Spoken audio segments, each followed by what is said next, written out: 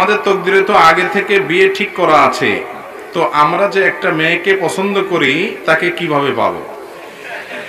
প্রশ্ন অদ্ভুত প্রশ্ন তো। মানে আল্লাহ তাআলা তো তাকদিরে আগে থেকে একটা মেয়ে ঠিক করে রাখছে, এখন বলে দিলে আমরা ওইটা তুলে নিয়ে আসি, এ হলো ব্যাপার, তাই তো?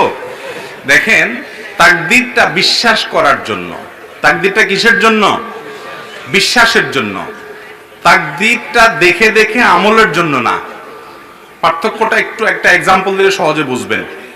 আপনি একজন প্রভাবশালী ব্যক্তির কাছে গেছেন, উনি এমপি সাহেব, মন্ত্রী সাহেব বা একটা বড় পদস্থ কর্মকর্তা।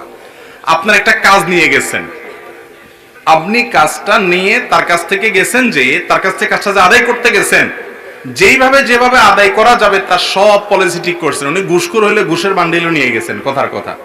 অথবা উনি যেভাবে গেলে, যারা দিয়া ধরলে বললে, যেভাবে বললে খুশি হবে আপনার কাজটা করে দিবে, আপনি সেগুলো সব ঠিকঠাক মতো করে নিয়ে গেছেন। এরপরেও আপনি জানেন যে ওনার ইচ্ছার উপরে নির্ভরশীল, উনি দিলে হবে, না দিলে হবে না।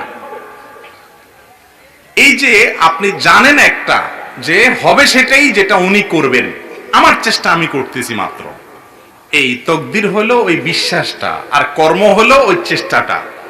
তকদিরটা বিশ্বাস করার জন্য